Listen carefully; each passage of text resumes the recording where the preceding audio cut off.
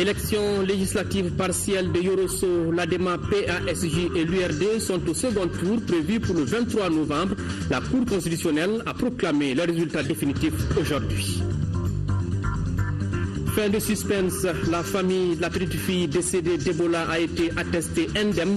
Le ministre de la Santé et son collègue de la communication étaient tout à l'heure dans cette famille à Bagadali.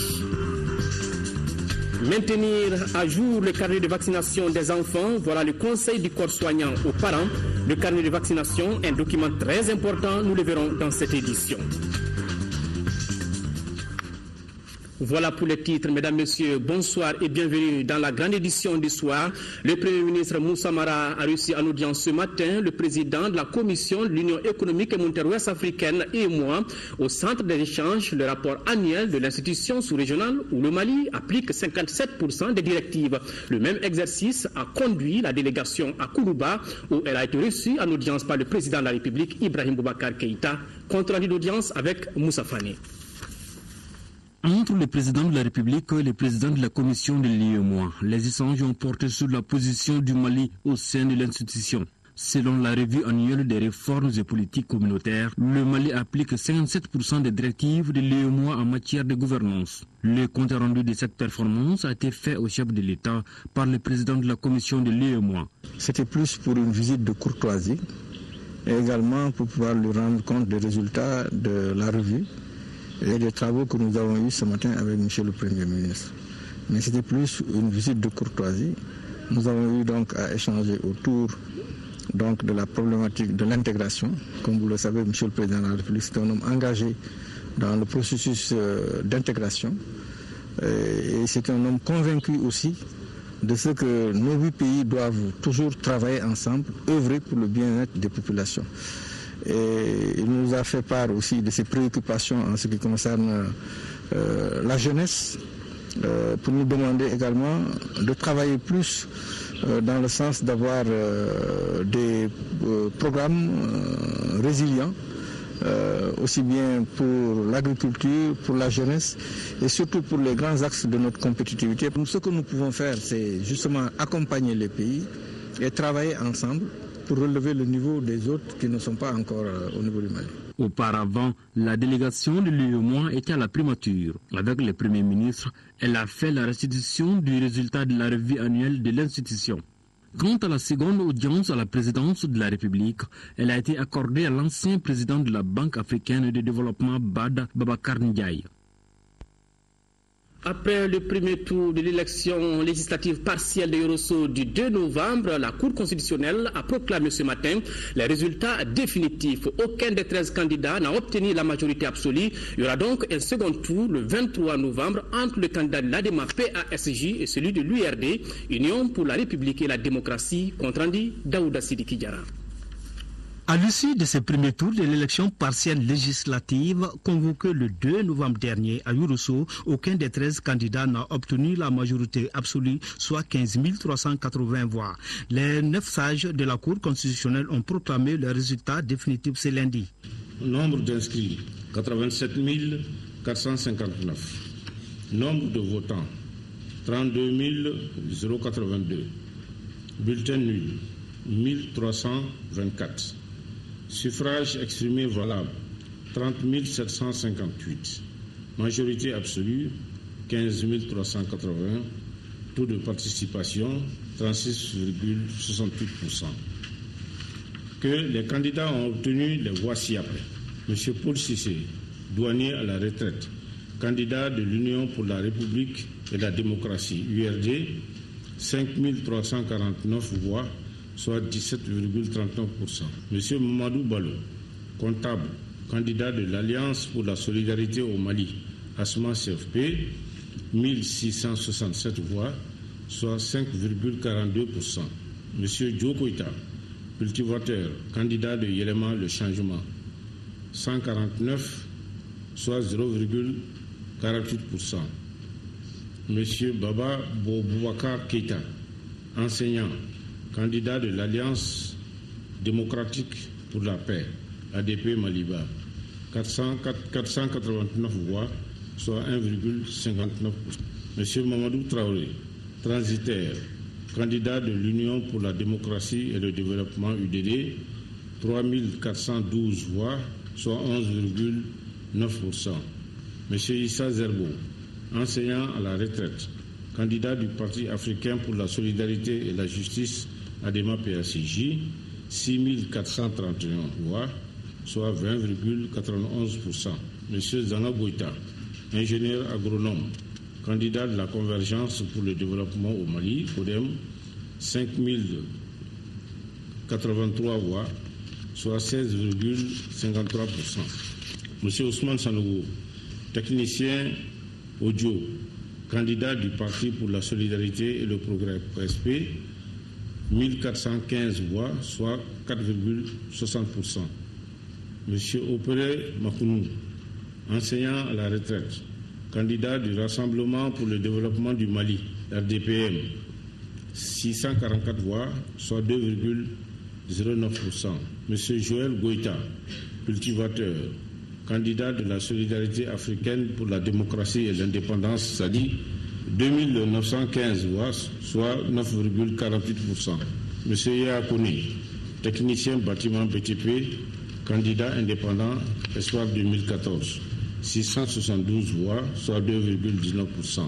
M. Yaya Dao, juriste, candidat de l'Alliance pour le Mali, APM Maliko, 1514 voix, soit 4,92%. M. Mamadou Doulia, enseignant, candidat du Parti pour le développement économique et la solidarité, PDS, 1018 voix, soit 3,31%. Les députés à l'Assemblée nationale sont élus au scrutin majoritaire à 2 tours dans les sectes et les communes du district de Bamako. Nul n'est élu au premier tour du scrutin s'il n'a pas réuni la majorité absolue des suffrages exprimés. Il y aura un second tour le 23 novembre prochain entre les candidats de l'ADEMA PACJ qui a obtenu 6431 voix contre 5349 pour les candidats de l'Union pour la République et la démocratie URD. Ce scrutin est organisé pour remplacer le député de Yorosso, Draman Goïta, décédé en cours de mandat. Le président du comité national de légal accès aux médias d'État invite les candidats et les représentants des partis politiques dont les noms suivent à se présenter au siège de l'organe le mardi 11 novembre 2014 à 11h. Il s'agit de M. Issa Zerbo, ADEMA, PASJ et de M. Paul Cissé, URD. Ordre du jour, tirage au sort de l'ordre d'enregistrement des messages de campagne pour le second tour de l'élection partielle de Yorosso. Et puis, le gouverneur du district de Bamako convie en réunion le mardi 11 novembre 2014 à partir de 10h dans la salle de conférence du gouvernorat du district de Bamako, les représentants des partis politiques du district, les représentants de la société civile du district. L'ordre du jour portera essentiellement sur le compte rendu de l'évolution des travaux d'achèvement et de pérennisation de l'AVEC. Ouverture ce matin d'un atelier de validation du manuel d'exécution technique du projet de formation professionnelle, insertion et appui à l'entrepreneuriat de jeunes ruraux. Les participants venus de Koulikoro et de Sikasso discuteront de l'organisation et des modalités de mise en œuvre des travaux de groupe, entre autres. Compte rendu, Mahamadou Doumbia.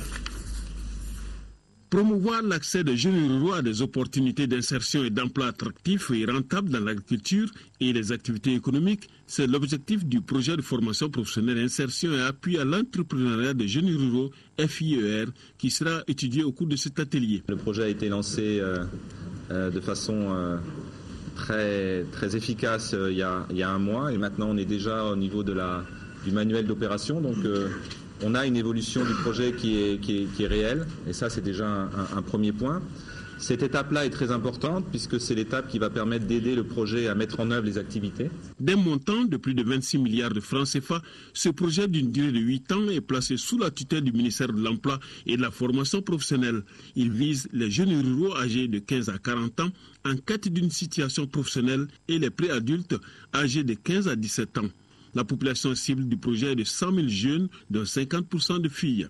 Le manuel d'exécution technique sert de cadre de référence à la mise en œuvre efficace et efficiente des activités du projet FIER. Il a pour objet de définir et clarifier de façon intelligible les procédures et mécanismes de mise en œuvre du projet ainsi que les principaux outils d'appui, organiser le travail technique au sein du projet et plus particulièrement au niveau des unités régionales pour une cohérence d'ensemble entre les activités menées dans les différentes composantes. Au cours de cet atelier, les participants discuteront de la vue d'ensemble du projet, de la présentation des dispositifs d'appui, de l'organisation et des modalités de sa mise en œuvre. Ce projet de formation professionnelle, insertion et appui à l'entrepreneuriat des jeunes ruraux est conjointement financé par le Fonds international de développement agricole, le gouvernement du Mali, le programme d'amélioration de la productivité agricole au Mali, les institutions de microfinance et les bénéficiaires.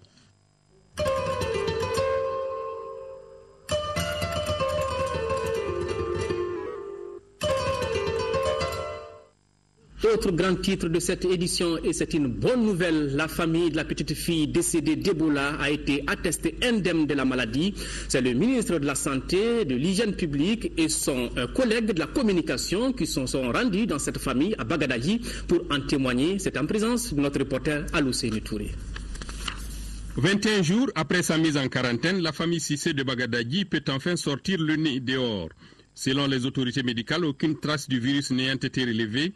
Les membres de cette famille peuvent désormais vaquer à leurs affaires.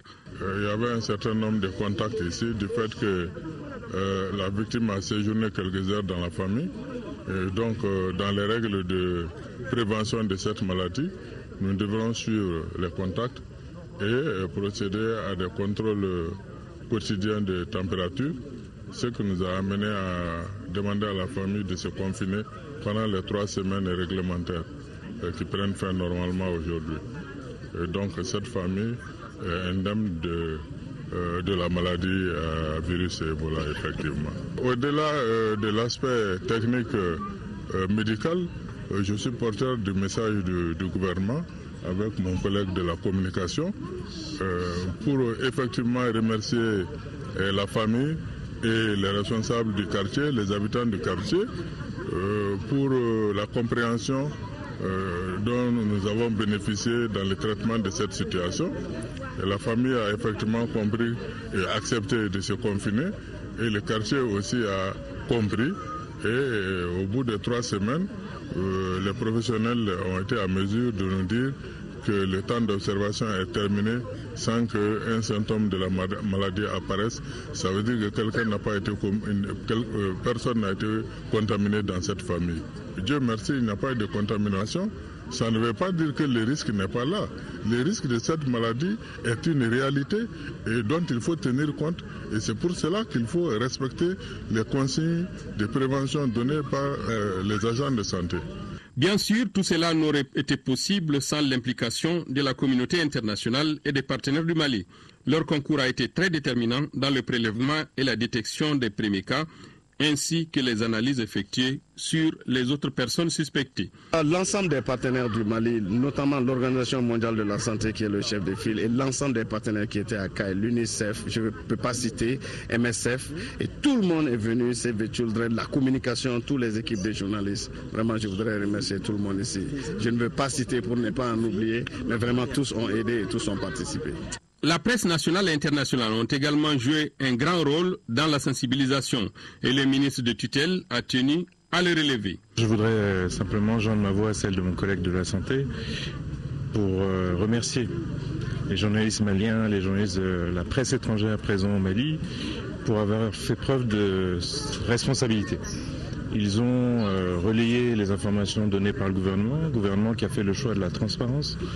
Ils ont largement relayé les mesures de prévention qui sont nécessaires à appliquer pour éviter une propagation de la maladie.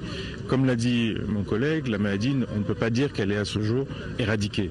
Ça veut dire qu'il est nécessaire que les journalistes continuent de se mobiliser, continuent à expliquer ce qu'est cette maladie, à expliquer comment l'éviter. Expliquer qu'il faut se laver les mains, expliquer qu'il faut éviter de toucher les gens qui sont susceptibles d'être porteurs et qu'il faut, au moindre cas suspect, alerter les services compétents en appelant les numéros verts qui ont été mis à disposition pour que les médecins en charge puissent venir s'en occuper. Dans les jours à venir, les autres membres de la famille mis en quarantaine à CAI pourront, sauf cas de dernière minute, vaquer librement à leurs occupations. C'est en tout cas tout le mal que l'on peut leur souhaiter. Ebola dans les espaces de loisirs, on en parle beaucoup. Sur place, les mesures d'hygiène sont respectées puisque les noctambules sont conscients du fléau. Écoutons Ousmane Kone, gérant d'un espace de loisirs, au micro de Alpha Maïga. Il y a Ebola, il y a la musique, on a pris des précautions par rapport à tout ça parce qu'on a des bains pour les désinfectants et qu'on a mis au niveau des toilettes tout pour au moins éviter cette pandémie qui est en train de ravager le monde actuellement. On ne l'a pas mis à la porte, mais dans toutes les toilettes on l'a mis, et les bains de toilettes on l'a mis, dans les salles aussi on l'a. La joie, oui, il y a la joie parce que nous, on est purement culturel dans nos messages aussi, on le fait, on le dit, l'Ebola aussi, c'est un truc qui est en train de faire beaucoup de ravages. Voilà, bientôt donc dans vos kiosques ce livret sur la maladie à virus Ebola, un document produit dans le cadre des activités de l'ONG Taïba Numa, un livre que vous découvrez en ce moment sur le petit écran. Il est produit en français et en arabe. Voilà, bientôt dans vos kiosques ce livret intitulé Taïba Numa. La région de Caille a bien géré le premier cas de virus Ebola. En tout cas, c'est le constat de Dr Eric Bertoureau, expert de l'Organisation mondiale de la santé. Selon lui, les risques de transmission du virus aux personnes des personnes qui ont voyagé avec la défunte sont faibles. Eric Bertoureau est au micro de Mohamedou Alioubari que nous écoutons. La région de Caille a réagi avec succès au tout premier cas qui est survenu au Mali, puisque ce cas a été pris en charge tôt, a été géré dans les règles. Malheureusement, il est décédé. Donc on peut dire que les autorités de la région de Caille ont victorieusement géré la première phase de la bataille. La deuxième phase de la bataille, c'est tout le suivi des personnes qui ont été en contact proche avec cette personne qui est décédée, pour être sûr qu'au cas où il développerait la maladie, il soit pris en charge le plus tôt possible. Il faut bien se souvenir que la maladie, elle se transmet de personne à personne quand on est en contact direct avec les liquides biologiques d'une personne qui est malade, c'est-à-dire quelqu'un qui saigne, qui a des vomissements, qui a de la diarrhée. Il se trouve que cette petite fille, quand elle a circulé, quand elle était encore dans son trajet entre Bamako et Caille en particulier, elle saignait seulement un petit peu du nez. Elle n'était pas encore dans le moment où elle a eu des diarrhées, des vomissements. Ça, c'est arrivé alors qu'elle était déjà à l'hôpital et prise en charge. Donc, ce qui fait que le risque d'avoir été en contact direct avec le virus pendant le trajet était encore très faible. Monsieur Eric, où en est-on avec la recherche du vaccin contre Ebola ? Eh bien, écoutez, ça progresse extrêmement vite. Il faut se souvenir qu'au début de l'année, il n'y avait aucun vaccin. Personne ne pensait même à développer un vaccin. Et depuis le début de cette épidémie massive au mois de mars, tout le monde a travaillé d'arrache-pied dans le monde entier, avec énormément de moyens. Et on voit pointer les tout premiers vaccins. Les phases d'évaluation sont en cours. Et on attend les premiers vaccins dans les pays dans le premier semestre de 2015.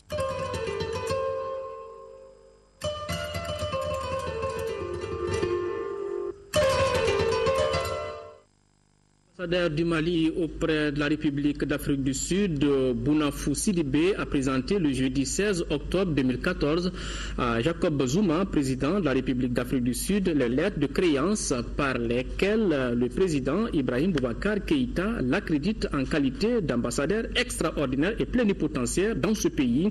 Il a également saisi cette occasion pour saluer le soutien multiforme dont bénéficie notre pays auprès des hautes autorités sud-africaines et s'est engagé à ne ménager aucun effort pour le raffermissement et la diversification de la coopération bilatérale entre les deux pays. Voilà.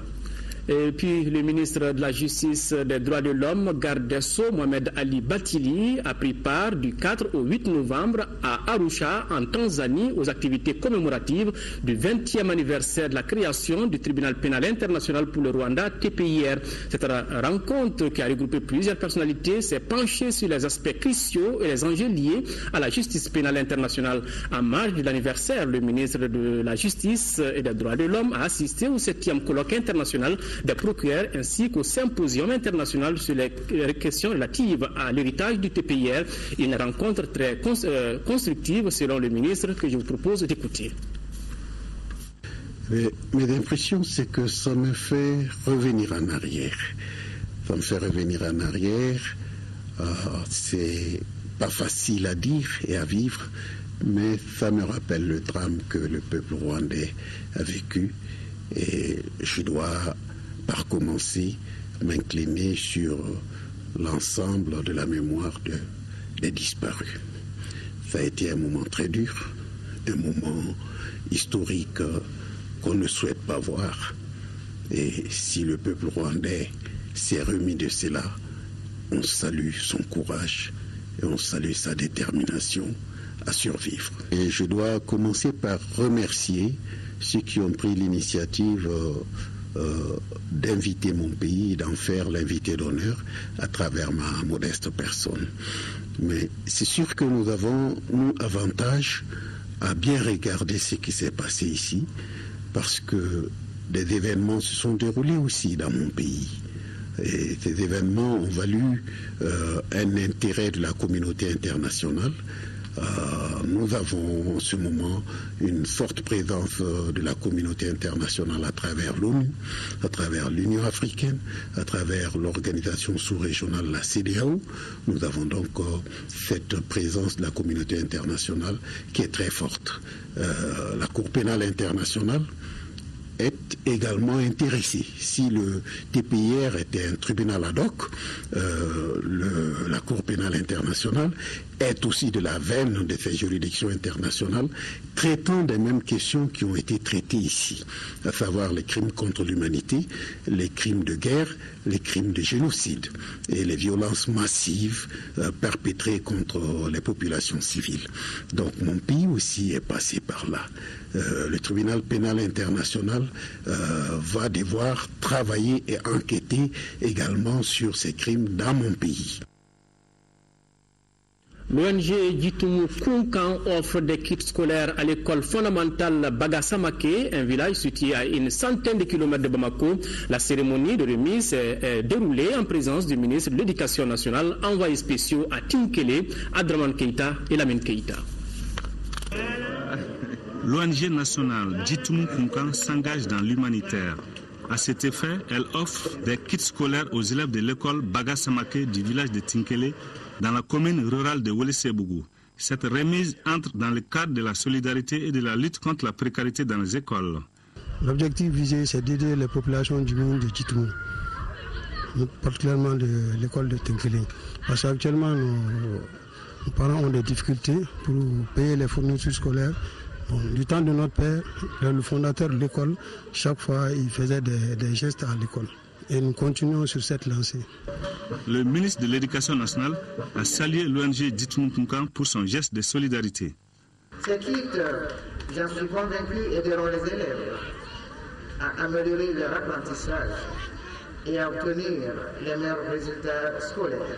Par cet appui, l'ONG Jitumu Kunkan s'inscrit parfaitement dans notre politique d'amélioration de la qualité des enseignements. Elle reçoit ici tous nos remerciements et tous nos encouragements à persévérer dans cette voie.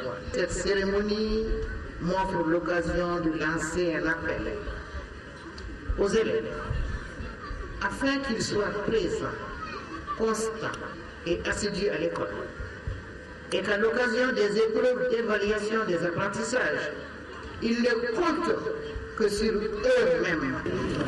Après la cérémonie de remise, le ministre a reçu un tiwara pour son engagement en faveur de l'école malienne. Lancement du projet Femmes Leaders et Jeunes Citoyens Travailleurs vient de se dérouler dans la commune rurale de Bankoumana. Le projet a pour objectif d'améliorer l'accès à la formation, à l'emploi et à des moyens d'existence plus décents pour les femmes et les jeunes. Compte rendu, Rachel Tessougui. 100 millions de francs CFA, c'est le coût total du projet Femmes Leaders et Jeunes Citoyens qui vient d'être lancé. Il s'étend sur une année. Bankoumana est la seule commune rurale concernée.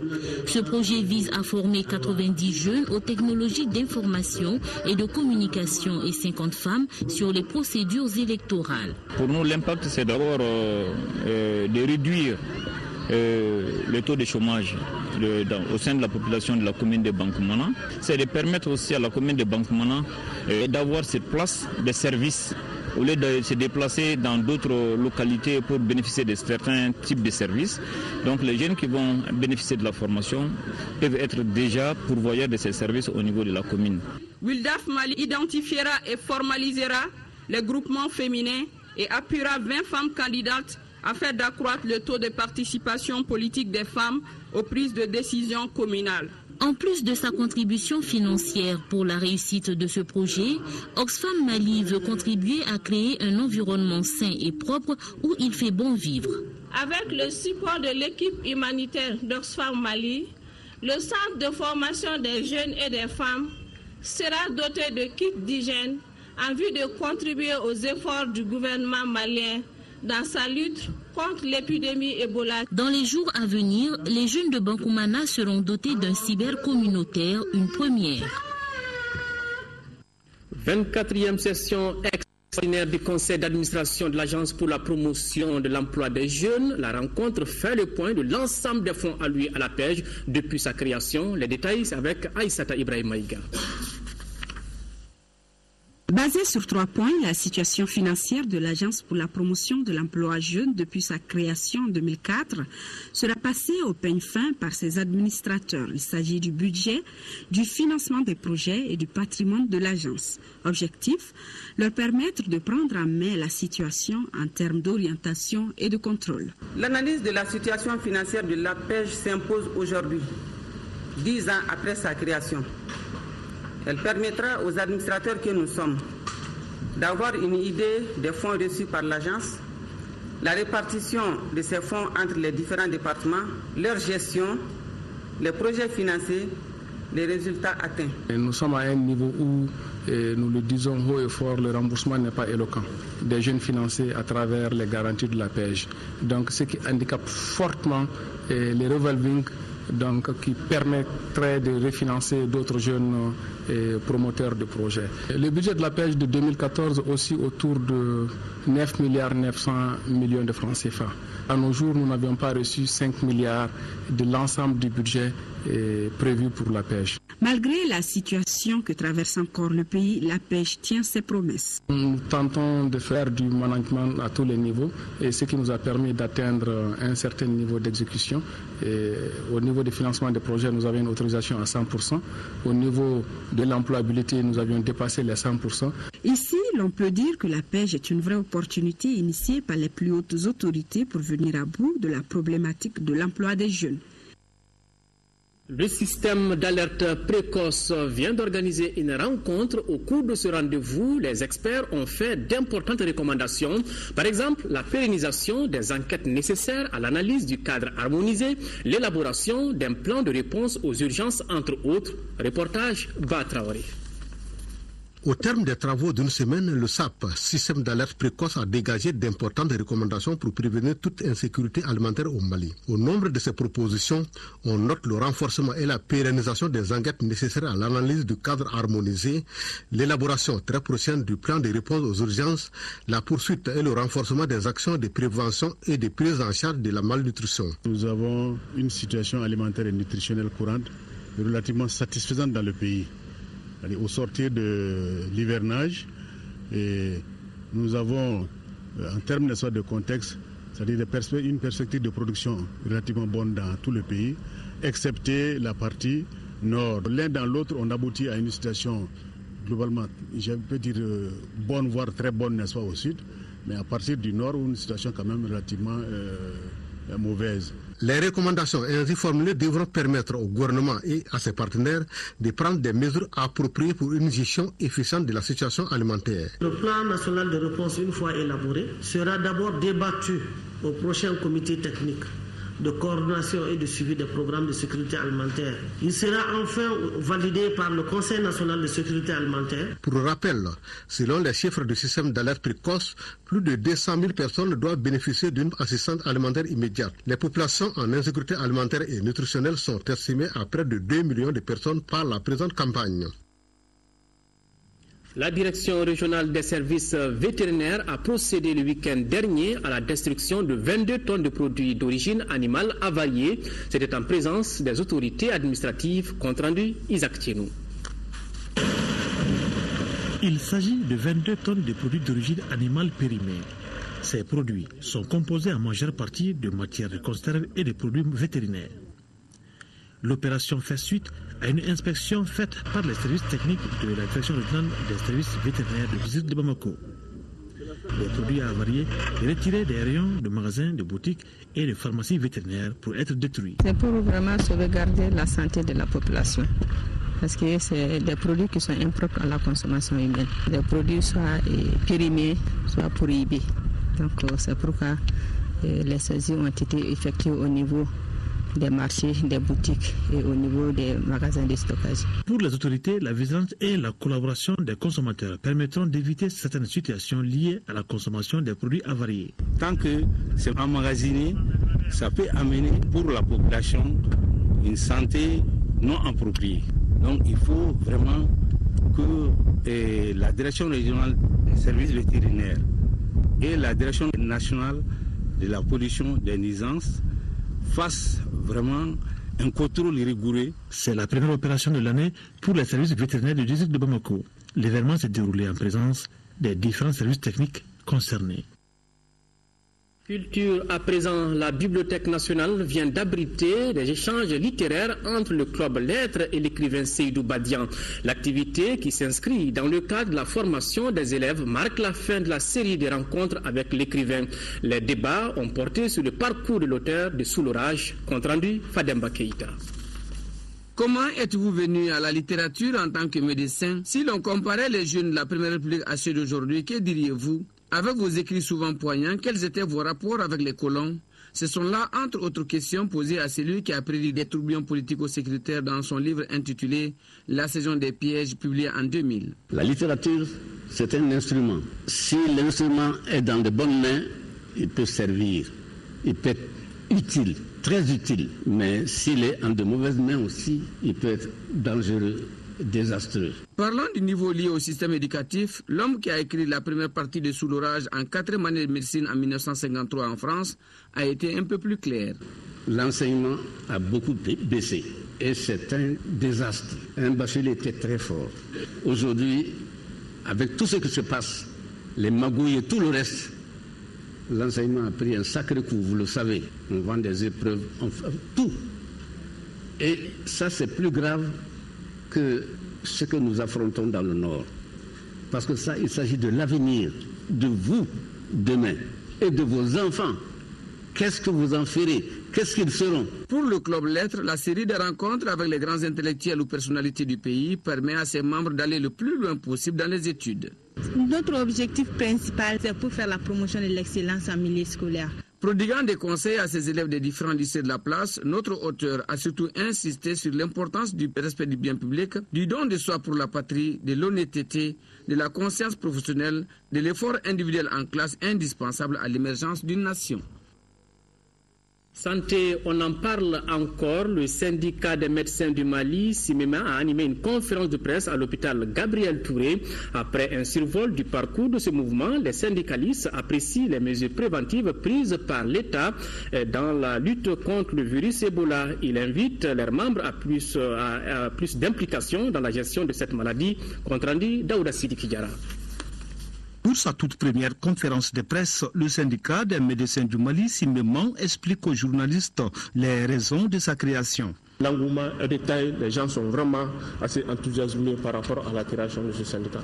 Parce que, tout simplement, ce syndicat était là pour combler un vide qui existait au niveau de l'ossature syndicale au Mali. Pour la simple et l'unique raison que dans tous les pays qui entourent ce pays-là, alors il y a au moins 5 ans, tous les pays ont adopté un syndicat de médecins dans leur pays. Les échanges se sont focalisés sur le parcours du CIMEMA depuis sa création en décembre 2013 jusqu'à nos jours. Les menaces de la fièvre hémorragique à virus Ebola sur le pays et la situation des médecins en spécialisation. On a quand même constaté que la sensibilisation du grand groupe par les autorités politiques est vraiment en cours, chose pour laquelle disons, il faut les féliciter. Et voir, on a constaté dernièrement que cette sensibilisation va d'ailleurs en s'intensifiant, chose qui est une bonne chose. Mais ce que nous ne parvenons pas peut-être à trop cerner, c'est que l'implication au niveau du personnel de santé, en tout cas au niveau médical, reste vraiment à améliorer. La situation des médecins en spécialisation inquiète beaucoup les syndicats des médecins. C'est pourquoi les membres du bureau exécutif national tirent sur la sonnette d'alarme. Dans notre système, pour être médecin généraliste, il te faut 19 ans d'études. Aujourd'hui, dans notre système, pour avoir une spécialisation en médecine, il te faut 24 années d'études. Ce sont ceux-là qui vont faire 2, 3, voire 4 ans aujourd'hui sans emploi. Le bureau exécutif mise beaucoup sur le premier congrès du CIMEMA qui sera sanctionné par des doléances. C'est là au grand bonheur des Maliens. Hors de nos frontières, Coupe d'Afrique des Nations 2015, des voix s'élèvent de plus en plus pour s'opposer au report de la compétition. Après la décision du Maroc, la CAF doit se prononcer dans les heures qui viennent. À 24 heures de la très attendue décision relative à l'organisation de la CAN 2015, au sein du comité exécutif de la Confédération africaine de football, une tendance se dessine. De plus en plus de voix s'élèvent pour s'opposer au report de la compétition prévue du 17 janvier au 8 février. Ce journaliste camerounais couvre depuis plusieurs années des phases finales de la Coupe d'Afrique des Nations pour la radio nationale. Comme certains membres de la CAF, il estime que le report de la CAN 2015 pourrait priver l'instance tutélaire du football africain de ressources vitales. Ce report, à mon sens, aurait des conséquences lourdes aussi bien pour le pays organisateur que pour les pays participants, parce que programmer un événement de cette envergure de longue date et brutalement le reporter serait suicidaire pour toutes les parties. Dimanche, le Maroc a indiqué qu'il croyait encore en la possibilité d'un dialogue avec la Confédération africaine de football.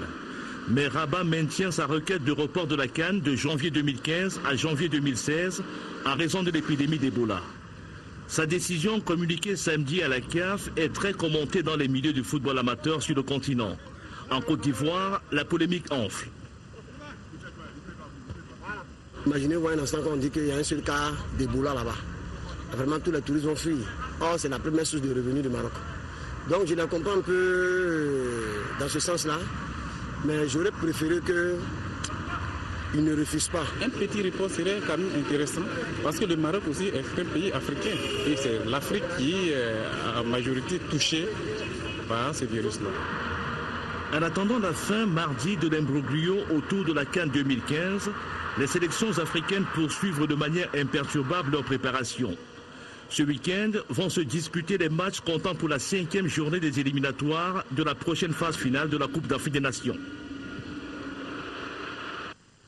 En tout cas, les mordus du foot attendent cette compétition. Dans notre pays, après les vaccins offerts gratuitement par le programme élargi de vaccination, les parents ne se donnent pas la peine de garder le carnet des enfants à jour, ce qui constitue donc un risque pour ceux-ci. Le corps soignant estime qu'un carnet de vaccination d'un patient jeune ou adulte est plus rassurant. Chronique Santé, une réalisation de Thiessira Emmanuel Dambélé.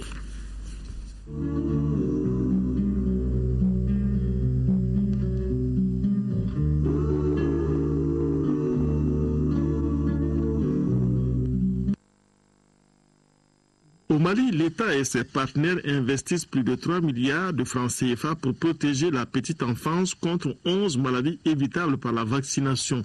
Ce programme de vaccination élargi n'immunise pas pourtant jusqu'à l'âge adulte et les parents sont appelés à prendre la relève avec le suivi de leurs enfants et les rappels sont très importants pour une protection efficace contre certaines maladies. La première dose d'administration du vaccin correspond à une étape de préparation du sujet.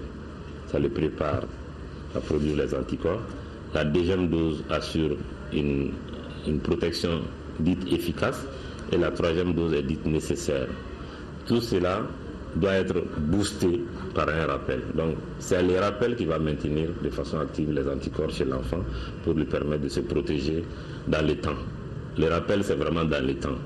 Donc de 0 à 9 mois, on le prépare, on assure une efficacité sur le plan protection immunitaire, on fait une dose nécessaire pour entretenir cette protection efficace, mais pour maintenir de façon pérenne l'immunité, il faut penser à faire des rappels. Les parents s'arrangent-ils à mettre le carnet de vaccination de leurs enfants à jour après les 9 mois du PEV? La question suscite diverses réactions dans les rues de Bamako. Je n'ai jamais eu l'idée même de faire, parce que chez nous les Maliens, quand on est en bonne santé, quand même, on dit que tout va bien, alors que réellement ça ne va pas. Vraiment, je ne suis pas au courant. On ne nous a pas dit cela. Nous ne respectons que les campagnes de vaccination annoncées à la télévision ou à la radio. Moi j'ai eu la chance, ma femme elle est médecin. Chaque fois je le conseille. Il y a des vaccinations, même en dehors de ce que l'État amène. Si possible, il faut payer et vacciner. On est prêt à le faire. Vous achetez souvent en pharmacie? Vous voyez souvent en pharmacie. On achète, on amène dans les centres de santé qui à leur tour vaccinent les enfants. Finalement, seule une frange de parents s'assure que la vaccination de leurs enfants est à jour. Si les spécialistes ne se lassent pas de le répéter, certains citoyens évoquent le manque de moyens face à ce qu'ils appellent de nouvelles charges. N'empêche, certains vaccins sont fortement conseillés. Après 1 an, par exemple, on doit penser à faire un rappel contre le tétanos, par exemple. Souvent, il y a beaucoup de personnes qui sont gênées quand les enfants font des traumatismes entre 1 et 5 ans. On se demande, est-ce qu'il faut faire le séromatite tétanique ou est-ce qu'il faut forcément vacciner l'enfant? Là, cette question pouvait être résolue en amont si cet enfant avait suivi un rappel, sa dose de rappel. Donc après 1 an, un rappel est nécessaire pour un certain nombre de vaccins. Après 5 ans, un rappel est nécessaire et même à 10 ans, voire à l'adolescence, on doit faire des rappels pour certains nombres de vaccins. Donc il y a le tétanos par rapport à ces vaccins, il y a la diphtérie qu'on peut citer aussi comme exemple, comme des vaccins qu'on peut préconiser comme des vaccinations, des rappels à faire. Certaines professions et tranches d'âge en ont plus besoin. Le personnel de santé doit se protéger par exemple contre l'hépatite B, d'ailleurs tout le monde. Il y a aussi des professions à risque, comme chez les jeunes garçons qui font des apprentis menuisiers métalliques, par exemple. Il faut les faire le vaccin contre le tétanos, et faire surtout les rappels, pour ne pas avoir à traiter un cas de tétanos chez un adulte et chez un adolescent. Il y a aussi les jeunes filles avant le mariage ou pendant la phase active par rapport à la conception. On conseille souvent de vérifier leur statut pour se rassurer que ces filles sont vraiment protégées. Si au Mali, un enfant sur 4 n'a pas tous les vaccins gratuits offerts par l'État, l'effort de faire des rappels à ses frais pourrait être moins de se rattraper et de garder son enfant en bonne santé.